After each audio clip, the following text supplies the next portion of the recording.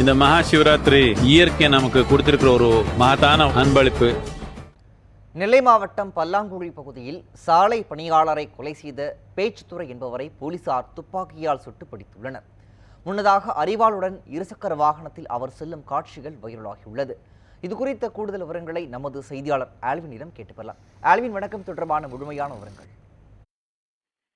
திருநெல்வேலி மாவட்டம் வெள்ளாங்குழி பகுதியில நேற்று மாலையில கருப்புசாமி என்பவர் கொலை செய்யப்பட்டார். அந்த கொலை வழக்கு அவர் கொலை செய்யப்பட்ட அந்த விவகாரத்துல பேச்சுத்துறை, அதே போன்று சந்துரு, இந்த 2 பேரை காவல்துறையினர் தற்போது கைது செய்திருக்கிறார்கள்.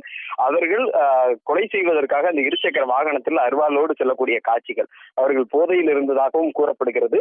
இங்கு கொலை சம்பவத்தை செய்துவிட்டு அதே வழியாக திருவுடை மருதூர் நோக்கி சென்ற போது அந்த பகுதியில் 2 மெக்கானிக்கர்களையும் அரிவாளால் தாக்கியதாக கூறப்படுகிறது.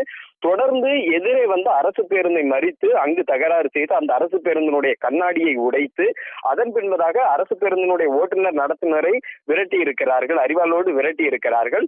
அங்கிருந்து மீண்டும் திருவிடைமருதூர் சென்ற போது அங்கு காவல்துறை ஒருவர் அவரை தடுத்து பிடித்திருக்கிறார். அவர் பிடிக்கப்பட்ட போது அவரது கையிலும் அரிவாளால் காயங்களை தாக்கியதாக கூறப்படுகிறது. அது தாக்கிவிட்டு சென்ற போதுதான் வயல்காட்டு பகுதியில் சென்றபோது அவரை பிடித்திருக்கிறார்கள். துப்பாக்கியால் சுட்டு பிடித்து பேச்சுத்துறையை துப்பாக்கியால் சுட்டு பிடித்திருக்கிறார்கள்.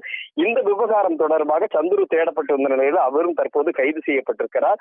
இந்த நிகழ்வுகள் ஒரு சேர நடந்திருக்கக்கூடிய நிலையில 4 வழக்குகளை திருநெல்வேலி மாவட்டம் வீரவநல்லூர் காவல்துறையினர் பதிவு செய்திருக்கிறார்கள். அதே போன்று 16 பிரிவுகளின் கீழ் 4 வழக்குகள் என்பது மொத்தமாக தற்போது பதிவு செய்யப்பட்டிருப்பதாக காவல்துறை தரப்புல சொல்லப்பட்டிருக்கிறது.